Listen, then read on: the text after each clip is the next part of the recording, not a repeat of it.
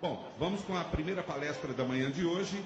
Adequação ambiental de propriedades produtoras de café é o tema, com o Dr.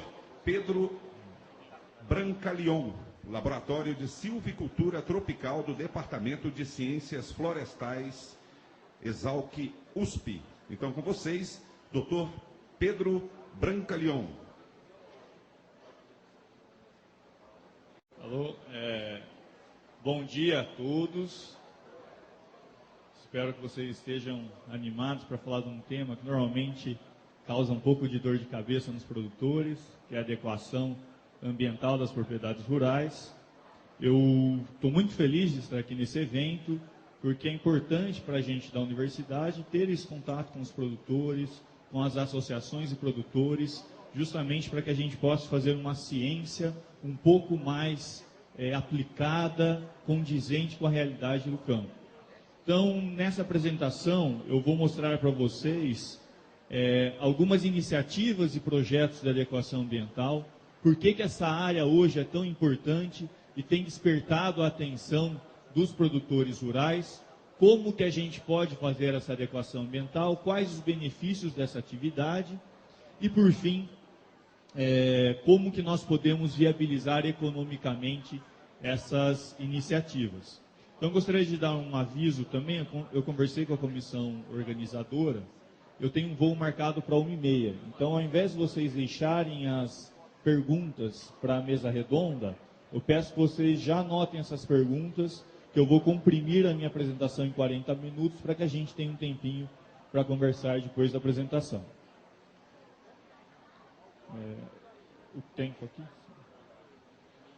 Então, esse tema, adequação ambiental, no que ele consiste? Se é que alguns de vocês já não tiveram que vivenciar na prática esse termo. Então, a adequação ambiental nada mais é do que um processo de reorganização da ocupação e uso do solo na propriedade rural, para que nós atendamos não só objetivos de produção, ou seja, escolher áreas com maior aptidão para a produção das lavouras do nosso interesse, mas para que também nós respeitemos alguns princípios básicos de proteção ambiental. Então, por exemplo, não plantar e não cultivar áreas de nascentes e cursos d'água e assim por diante. E justamente para resguardar essa proteção de áreas que a princípio são ambientalmente frágeis, é que existe a legislação ambiental e principalmente o Código Florestal, que está em discussão muito intensa hoje. O deputado Paulo Piau vai estar aqui com vocês apresentando esse tema. Então, de forma geral, esse processo de adequação ambiental, ele se dá hoje tendo-se como base o Código Florestal. Então, por exemplo, aqui nessa imagem, vocês veem uma propriedade de produção de milho, em que a gente tem uma série de nascentes, de cursos d'água e a delimitação dessas áreas de preservação permanente. Então, em resumo, o que é adequação ambiental? Reorganizar a ocupação do solo para que nós possamos conciliar a produção junto com a proteção ambiental. E se nós precisamos adequar alguma coisa, é porque ela está desadequada, correto? E da onde que vem essa desadequação ambiental? Como e quando surgiram esses problemas que hoje nos forçam a repensar a ocupação do solo na propriedade rural? Então, esse é um exemplo de um pivô de irrigação de café.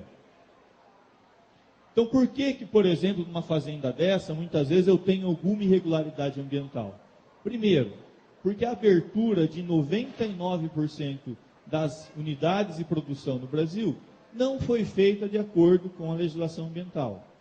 Muitas vezes porque esse processo ele é muito antigo. A gente sabe que o café foi um dos primeiros grandes ciclos econômicos na agricultura brasileira. Então, a gente tem imagens aqui que remontam do século XIX, época que a gente nem tinha legislação ambiental, ou muito menos uma conscientização sobre esses temas.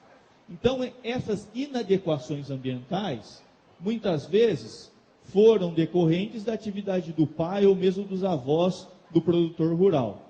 Em áreas mais recentes de ocupação, por exemplo, isso aqui é a situação do Vale do Paraíba. Antes a gente tinha uma floresta cobrindo aquelas áreas de morrarias ali no Rio de Janeiro e São Paulo. Essas áreas foram desmatadas, foi plantado café, depois o café foi perdendo produtividade, essas áreas foram substituídas por pastagem, e hoje nem o pasto mais cresce lá direito. A gente tem uma série de áreas de bossorocas, de erosão intensa, de forma que a gente foi perdendo a produção. Então esse processo de desadequação ele foi surgindo ao longo do tempo, na medida em que essas unidades de produção foram sendo abertas sem um planejamento ambiental rigoroso. Mais algumas imagens históricas dessa fase mais antiga de aberturas de fazendas para café. Isso aqui são áreas de floresta em Minas Gerais, no início do século passado. Olhem aqui o tamanho do desbravador perto do tamanho das florestas que existiam nessas regiões. E essas áreas foram substituídas por lavouras de café justamente sem ter um planejamento de uso e ocupação do solo, para que essas áreas pudessem produzir café, mas também mantivessem áreas de preservação ambiental. Pensando no Cerrado Mineiro, que é uma área mais recente de abertura de fronteira agrícola, também não tão recente, cerca de 30, 50 anos atrás. Olhem aqui o Cerrado Mineiro. Pega aqui quase metade do estado de Minas Gerais. Cerca de 50% da área de cerrado já foi destruída. Então, novamente, por que essas inadequações são geradas? Pela falta de um planejamento no processo de abertura dessas unidades de produção. Mas quando a gente fala em adequação ambiental de propriedades rurais, na maioria dos casos, a gente já está falando de uma fazenda que já está aberta. Então, se a gente tem um problema, esse problema já ocorreu no passado. Então, não vem ao caso ficar discutindo como que esse problema foi gerado e por que ele existe hoje. O que mais importa para a gente? Como resolver o problema. Como nós podemos fazer a adequação da propriedade, ganhar uma certificação, ter um ágio no valor do preço do café, não ter problema com o órgão ambiental. Então, é em cima desse tema que nós vamos tratar hoje.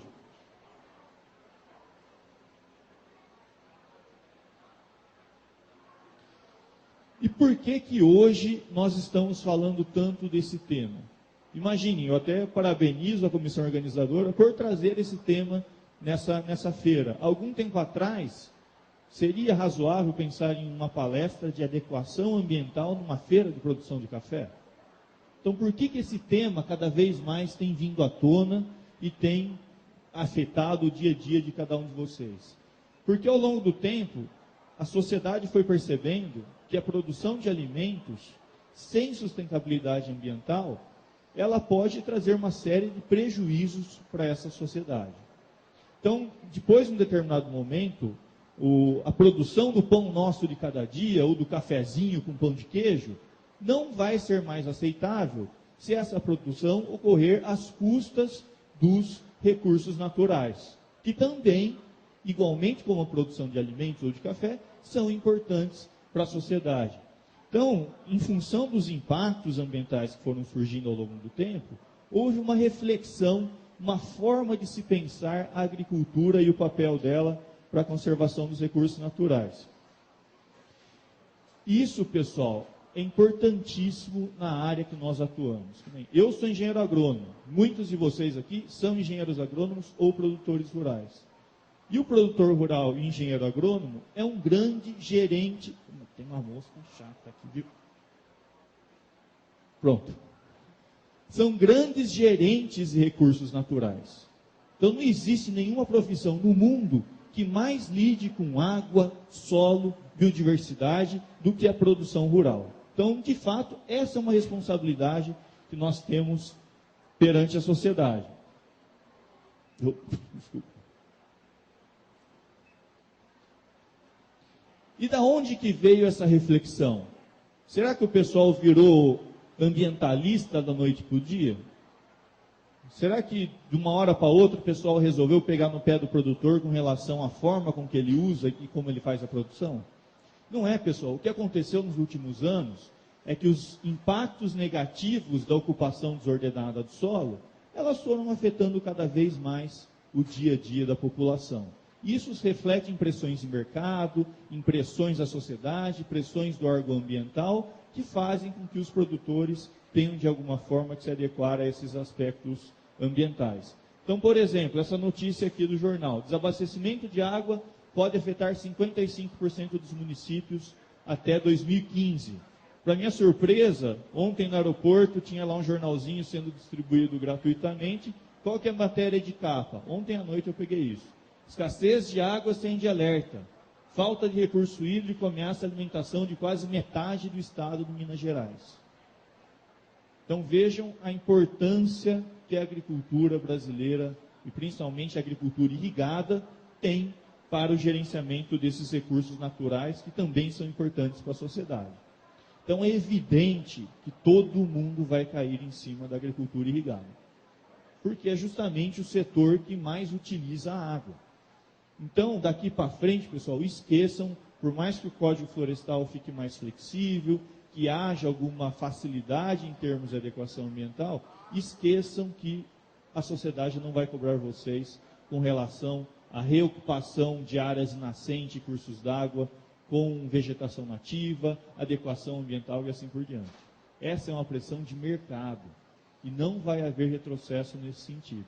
Cada vez mais eles vão apertar em torno disso, cada vez mais vai ser difícil conseguir a outorga pelo uso da água se não houver um programa de adequação ambiental da propriedade agrícola. E outros impactos decorrentes. Por exemplo, aquela foto de cima é o rio Piracicaba, que entrou na garagem do meu prédio há 2 anos atrás. É o rio Piracicaba. Por que o rio Piracicaba está assim? Imagina, quando que eu ia imaginar que eu ia andar de barco na minha rua? O rio Piracicaba está completamente assoreado. Não cabe mais água na calha do rio. Qualquer chuvinha, essa água extravasa. Justamente porque, na ocupação do solo pela agricultura, principalmente de cana nessa região, o solo vai escorrendo com a calha do curso d'água e não há curso d'água que dê conta de uma chuva num período mais intenso. Agora, tudo bem. O que nós falamos até agora é que vocês, como produtores ou como manejadores de propriedades rurais, vão ser forçados a entrar nesse processo de adequação ambiental. Mas será que esse processo só traz dor de cabeça para vocês? Será que é um ônus apenas que vocês têm que bancar e que não vai trazer nenhum benefício? Vamos tentar revisar então alguns dos benefícios potenciais desse processo de adequação ambiental na cafeicultura. Então, um dos pontos que eu gostaria de ressaltar é a importância da polinização para a produção do café. Então, existem alguns estudos que falam que cerca de 40% da produção de café é dependente da atuação de organismos polinizadores. E aonde que esses bichos vivem? Justamente nas áreas remanescentes de vegetação nativa. Então, se nós tivermos mais áreas de vegetação nativa imersas nas nossas unidades de produção, nós podemos ganhar mais dinheiro com isso, porque vai haver mais polinizador, tendo mais polinizador, a gente tem uma maior produção de grãos de café. Para vocês terem noção como a falta de vegetação nativa pode afetar a produção, semana passada no Globo Rural foi mostrado um exemplo de produtores de maracujá, então o maracujá depende da mamangava para produzir, que eles já estão fazendo hoje polinização manual. Eles contratam diaristas para fazer polinização manual, porque com isso eles conseguem quase dobrar a produção. E por que eles fazem polinização manual de maracujá? Porque já não tem mamangava. Agora vamos pensar no cenário oposto, que a gente tinha lá algumas florestinhas e a mamangava fazendo serviço de polinização. A mamangava mandava um contra-cheque no final do mês, cobrando pelo serviço? Não. Agora, e esses diaristas que vão lá todo dia polinizar maracujá manualmente? Isso tem custo. E muitos desses serviços ambientais, eles são fornecidos para o produtor pela natureza sem nenhum custo. Então, a polinização é um dos pontos que pode ser melhorada caso haja esse processo de adequação ambiental. Um outro ponto importante, controle biológico de pragas. Vocês já devem ter vivenciado no dia a dia de vocês que às vezes as áreas de produção próximas das florestas nativas têm uma menor incidência de pragas, principalmente lagartas. Isso é uma realidade muito constante, muito comum na área de produção de eucalipto. Já existem vários artigos científicos mostrando que quanto mais próximo das florestas, menor a incidência de pragas e doenças. Mas isso é uma coisa óbvia para a gente. Por quê? O que tem nessas florestas? Passarinho, tem lá o tatu que vai comer a larva da cigarra, que fica lá sugando a raiz do café. Você tem uma série de insetos que parasitam ovos de pragas, ou mesmo parasitam as próprias pragas. Então esse é um outro serviço ambiental que pode ser melhorado dentro de um programa de adequação ambiental. E um outro ponto importante que eu destaco no papel da cafeicultura é a certificação ambiental. Então eu estive conversando com alguns colegas aqui do evento, e nós sabemos que hoje, em alguns casos, se pode ter um ágio de até 20% no preço da saca do café, se houver a certificação ambiental, por exemplo, como da Rainforest Alliance. Então, é um investimento a adequação ambiental, já que a adequação ambiental faz parte das normas de certificação dessas entidades. Então, a adequação ambiental, nesse contexto da certificação do café, o custo que vocês podem ter com esse processo pode ser mais do que compensado pelos benefícios que esse processo trará. Então, não é mais uma questão simplesmente de obrigação legal, cumprimento da legislação. É uma questão de investimento na lucratividade do setor e no acesso a novos mercados, como, por exemplo, exportação, que cada vez mais exige esse processo de certificação. E agora uma pergunta que eu faço para vocês. Tudo bem, vocês podem ter alguns benefícios, como já foram discutidos aqui, mas também haverá perdas, é evidente. Mas qual o nível de magnitude dessas perdas? Quanto de área nós perderíamos se fosse feita uma adequação à legislação ambiental? Vocês têm dimensão disso? Eu pergunto isso que muitas vezes os produtores reclamam, não, a legislação ambiental só atrapalha a minha vida e tal, mas quanto que se vai perder? Quantificado, na ponta do lápis, quantos hectares eu vou deixar de produzir café se eu for me adequar à legislação ambiental? Então, para responder essa pergunta, infelizmente eu não tenho muitos dados na área de café, mas eu tenho muitos dados na área de cana. E a área de cana, ela usa o solo com uma intensidade muito maior até do que a produção de café. Então vamos ver para a situação de cana, só com um estudo de caso, como exemplo, dos impactos do cumprimento da legislação ambiental na perda de áreas de produção. Então esse é um artigo que eu publiquei com o professor Ricardo Rodrigues, que é parceiro meu lá na Exalc, e nós avaliamos 500 mil hectares de áreas de produção de cana ao longo de 10 anos. Então, nós fizemos o processo de adequação ambiental de 500 mil hectares de cana, que corresponde a aproximadamente 10% de toda a área de produção de cana no estado de São Paulo. Então, não dá nem para contestar a representatividade desses dados em termos de abrangência espacial. E o que nós avaliamos nessas áreas? Quantos por cento da área da propriedade era de APP? Então, em média, nós tínhamos 10% da área da propriedade como área de preservação permanente, que é a principal geradora de desadequação ambiental. Só que apenas 21% dessas áreas de preservação permanente estavam ocupadas com algum tipo de ocupação agrícola. Isso representa 2% da área total da propriedade. E especificamente com cana, apenas 1,2% da área total dessas propriedades estavam em desacordo com o Código Florestal.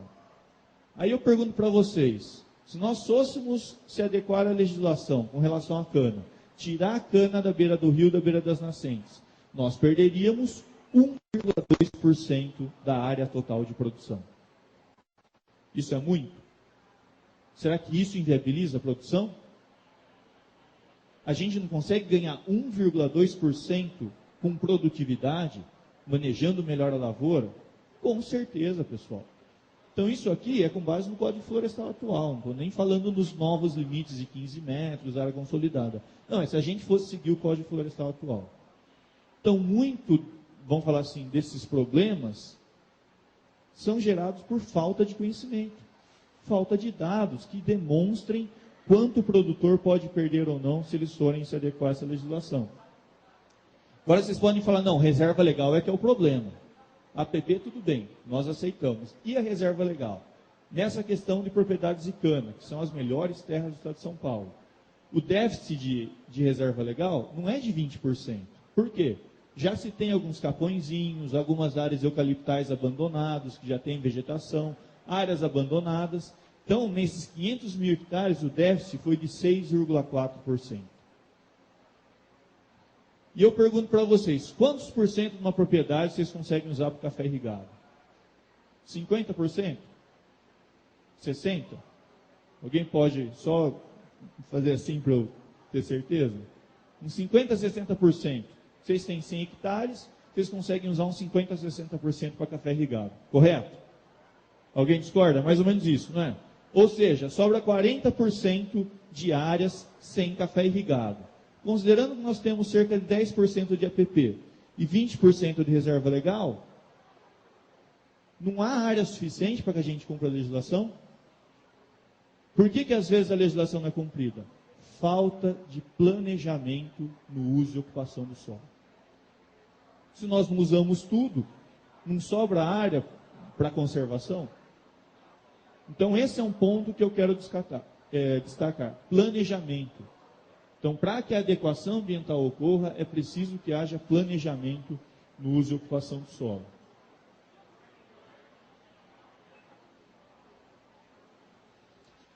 E agora vocês podem me perguntar, tudo bem, estou convencido que é importante, que eu vou ser cobrado por isso, e que eu não vou perder tanto com esse processo, e inclusive eu posso ter uma série de benefícios. Como é que eu faço? Então é comum também no meio rural, pessoal, os produtores reclamarem dos resultados muito ruins, quando eles já se aventuraram por recuperar uma mata ciliar. Então é muito comum a gente ver nessas propriedades uma meia dúzia de mudinha perdida no meio do capim, na esperança de que aquilo vai virar uma floresta. E não vai. Da mesma forma como vocês têm tecnologia para a produção de café, nós temos hoje tecnologia de recuperação de florestas. Então, recuperar a floresta não é coisa para aventureiro. Não é simplesmente plantar umas mudinhas, ela nativa, ela vai se virar no meio do capim. Não vai. Então, a mesma visão que eu tenho do plantio de florestas, vocês têm da produção de café. Então, se alguém se aventurar hoje a plantar café sem tecnologia, vai para frente? Não vai. O mesmo ocorre com floresta. Então, na maioria dos casos, o que acontece? O pessoal escolhe espécies erradas, o pessoal compra mudas muito ruins, mudas fracas, já debilitadas, com enovelamento de raiz, planta sem adubo, sem fazer um bom preparo do solo. Só não avisaram as espécies nativas que elas não gostam de adubo, porque às vezes o pessoal não põe adubo na expectativa de economizar alguma coisa e as mudas simplesmente não crescem. E o mais importante, se larga as mudas no meio do capim. Então, há uma ilusão de achar que plantando ali mais ou menos e não gastando muito dinheiro com a atividade, você vai economizar alguma coisa. Você não vai, porque todo o dinheiro que é colocado ali é desperdiçado. Isso não vai virar floresta. Eu trouxe aqui alguns exemplos para mostrar que a recuperação de matas ciliares, ela é possível, ela é viável e já existe tecnologia hoje para que a gente tenha excelência nessa área, inclusive dentro das unidades de produção de café. Então essa é uma foto histórica também de áreas de produção de café, nas margens do rio Jaguari. Então uma foto de 1930. E toda essa área ela foi reflorestada em 1955 por um engenheiro agrônomo chamado José Carlos Bolliger Nogueira. E essa floresta, que foi toda plantada, ela está assim hoje. 55 anos depois do início do processo de recuperação. Pra vocês terem noção da qualidade dessa floresta, a gente encontra árvores desse porte. Tudo foi plantado. Tudo nessa fase inicial. Depois foram chegando sementes, o passarinho ali foi dispersando. Então hoje, esse fragmento restaurado é uma das matas mais bonitas que nós temos na região. Pensando em pequenos produtores, qual o potencial disso para ecoturismo, para certificação ambiental, para a melhoria estética da propriedade, que hoje também representa uma valorização no preço da propriedade. Outros exemplos de reflorestamentos como estratégias de recuperação de matas ciliares. Então esse aqui é um outro exemplo em Iracemápolis, essa já é uma região canavieira, o plantio em 1989, Aqui o pessoal cuidando das mudas, né? Foi feito um espaçamento amplo, 4x3, mas houve um cuidado intensivo no controle do capim para que essas mudas pudessem crescer. Você pode ir passando para mim quando eu falo, que ele está meio devagar. Mais um, por favor. E toda essa margem dessa represa recuperada 20 anos depois do plantio.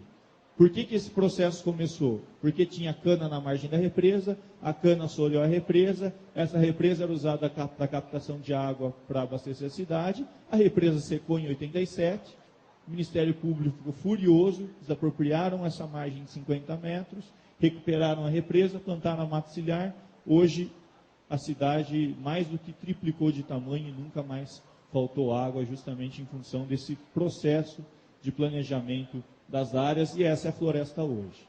Então essas imagens falam mais do que 1000 palavras sobre a viabilidade de recuperação de matas ciliares, desde que haja um bom trabalho, a aplicação de boa tecnologia aplicada a essa área.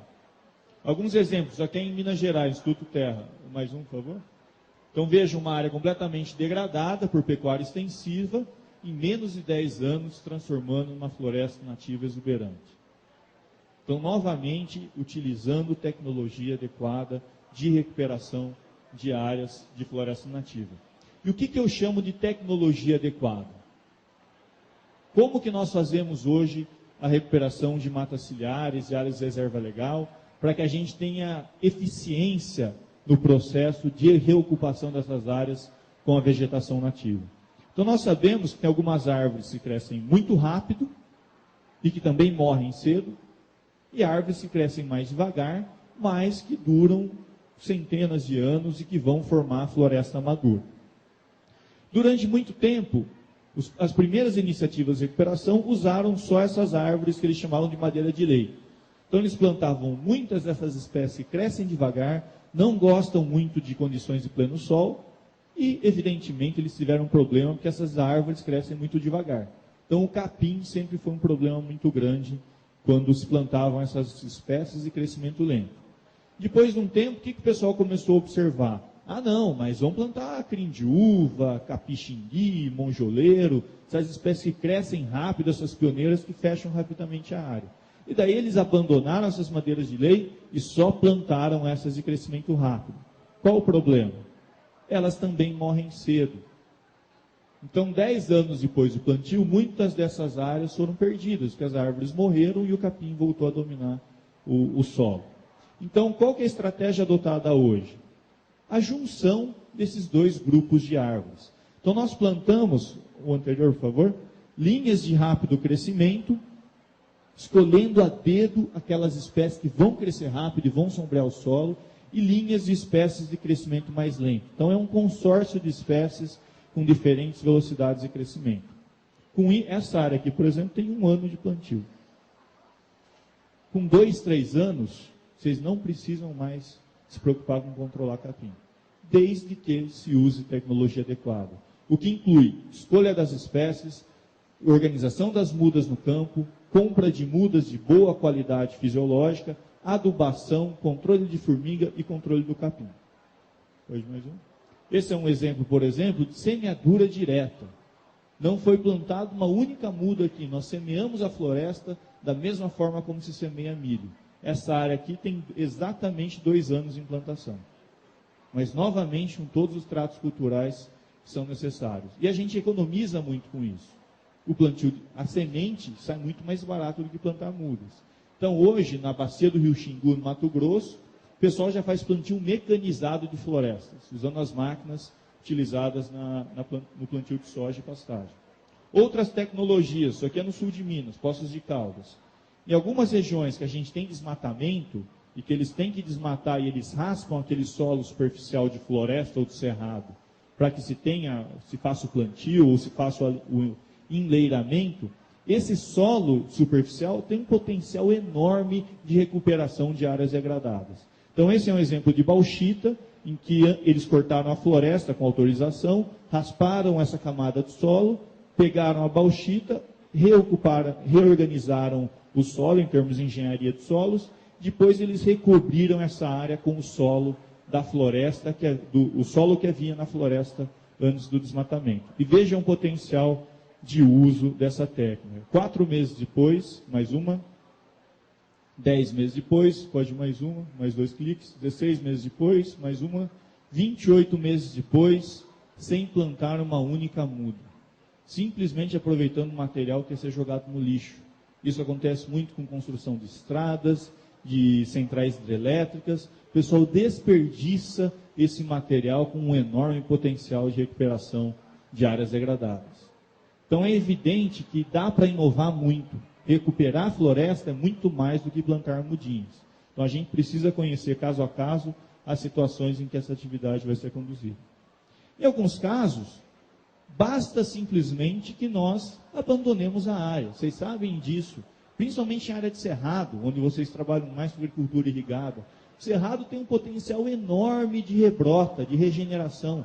Então por que eu vou gastar dinheiro com aquele negócio se sozinho, desde que eu tire agricultura, eu tire pecuária, o próprio cerrado vai regenerar? Então a gente vê que no cerrado, essa é a principal técnica de recuperação. Abandono de áreas, como vocês veem aqui, áreas, não sei se vocês veem bem, áreas que tinham algumas árvores isoladas, 10, 15 anos depois, todas essas áreas já se transformaram em florestas nativas. Isso acontece no processo natural de sucessão secundária. Mais um, por favor. Só que em alguns casos, a gente tem muito capim atrapalhando essa regeneração. Então o que é feito?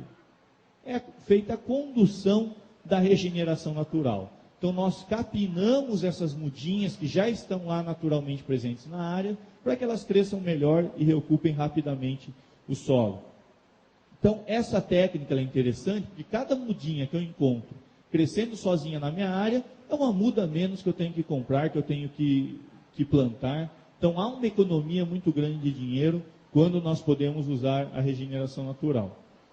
Mas vocês podem falar, tudo bem, a tecnologia existe, e o custo disso? Será que eu vou tirar tudo do meu bolso? Infelizmente hoje, esses mecanismos de financiamento estão engatinhando. Mas há uma perspectiva muito interessante de que num futuro próximo, nós tenhamos fontes de recursos para que esses trabalhos de adequação ambiental ocorram. Então, estão se proliferando no país esses projetos por pagamento por serviços ambientais relacionados à água. O mais bem sucedido deles é de Minas Gerais, Extrema. Então, como que eles fazem nesses casos? Eles isolam as áreas de preservação permanente, contabilizam quantos hectares o produtor perdeu e eles cobrem o custo de oportunidade de uso da terra.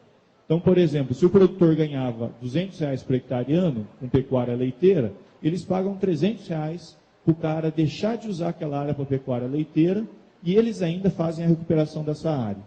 Qual que é o conceito? Qual que é a filosofia dessa estratégia? O produtor, ele não produz só leite, ele não produz só café, ele não produz só soja, ele produz água. A água é produzida dentro da propriedade rural.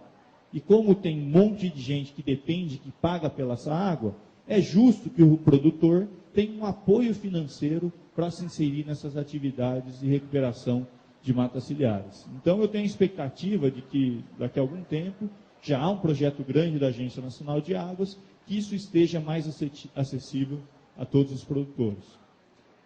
Um outro exemplo é o pagamento por carbono, que hoje é ainda muito burocrático, mas que eu tenho visto um crescimento vertiginoso dos projetos de carbono.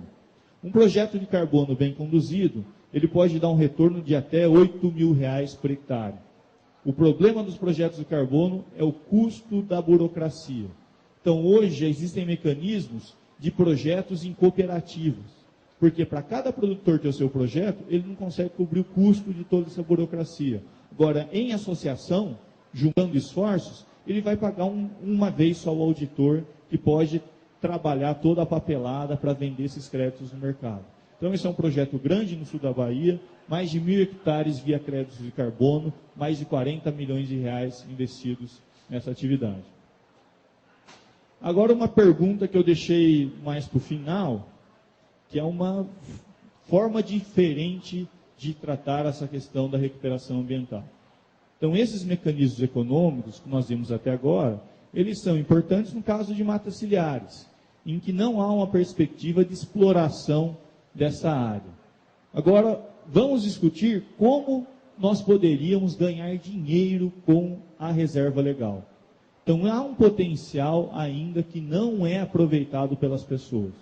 A reserva legal é muitas vezes vista como uma área de floresta intocada, que não pode ser mexida, ou então, quando eu vou recuperar essa floresta, como sendo uma área de floresta que eu planto para ninguém tocar a mão. E não é esse o conceito. Então, acho que o deputado Paulo Pial vai tratar melhor disso, da forma como vai ser colocado no próximo código, mas há uma tendência de valorização da reserva legal como uma fonte de geração de produtos florestais. Então, primeiro ponto que eu gostaria de ressaltar. Qual que é a ocupação que normalmente ocorre dessas áreas não utilizadas para a produção de café? Ou para qualquer outra coisa no Brasil? Pecuária extensiva. Correto? Na maioria dos casos, o que a gente faz? Ocupa o filé da propriedade com a agricultura, principalmente no caso de agricultura irrigada, tem lá que são as calcinhas do pivô. Então, o filé da propriedade a gente ocupa com a agricultura. E o resto? Solo pedregoso, solo arenoso, área muito declivosa, vai para a pecuária extensiva. Na maioria dos casos, e só na Mata Atlântica são 6,5 milhões de hectares de pecuária extensiva em áreas declivosas, e no Brasil são 211 milhões de hectares de pecuária extensiva. Isso corresponde a 75% de todas as formas de uso no país. Então, mais de 3/4 das nossas áreas já abertas, que não são florestas hoje, são usadas para pecuária extensiva. Qual que é o rendimento de uma pecuária extensiva de baixa tecnificação? No Brasil, a média de lotação animal é 1 cabeça por hectare. É muito pouco. Com isso, o produtor ganha de 150 a 200 reais por hectare ano, quando ele ainda está produzindo bem. Isso é economicamente viável? Hein? Com uns 20, 30 hectares de pecuária extensiva, eu não ganho um salário mínimo por mês. Por que então que a gente continua usando essas áreas para a bendita pecuária extensiva que não dá dinheiro para ninguém? Falta de opção, às vezes. O que eu vou fazer nessas áreas? Mas vamos pensar por outro lado. A gente tem um custo de oportunidade baixo dessas áreas. Já não se ganha muito dinheiro com ela mesmo. E hoje, vocês não têm mão de obra para manejar o gado, principalmente sobre pecuária leiteira. Então, o que nós vamos fazer com essas áreas? E cada vez mais vai haver a cobrança ambiental. Você tem que ter reserva legal. Você tem que planejar melhor essas áreas da propriedade. Então, a proposta que eu vou fazer aqui serve não só para a reserva legal, mas para todas as áreas de baixa aptidão agrícola da propriedade. Pode mais um? Então, esse é um modelo que foi desenvolvido lá pela nossa equipe na Exalc, de produção de madeira nativa na reserva legal. Alguém aqui está construindo casa? Ou recentemente comprou madeira em serraria? Hoje, pessoal, está um absurdo o preço da madeira. Quem está construindo ou precisou comprar sabe disso. E por que o preço da madeira é tão alto? É muito claro. De onde que vinha essa madeira? Desmatamento irregular na Amazônia. 86% da madeira produzida na Amazônia brasileira é consumida dentro do Brasil. O que aconteceu com o desmatamento na Amazônia nos últimos anos? Caiu bastante. O que aconteceu com a oferta de madeira no mercado? Caiu bastante. O que aconteceu com o preço? Subiu.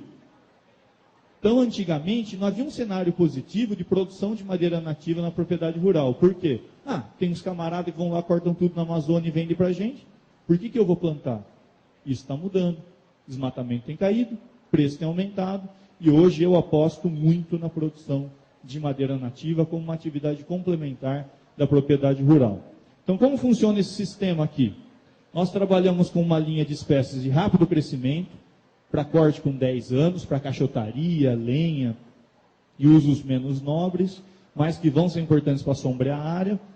Espécies de médio crescimento moderado, corte com 20 anos, jequitibá, angico, espécies que são usadas para marcenaria rústica, para taco, mas já tem um valor agregado maior, e espécies finais, são espécies tardias, espécies com corte com 30 anos, peroba, pau-marfim, espécie camadeira super valorizada hoje no mercado. Pode mais um?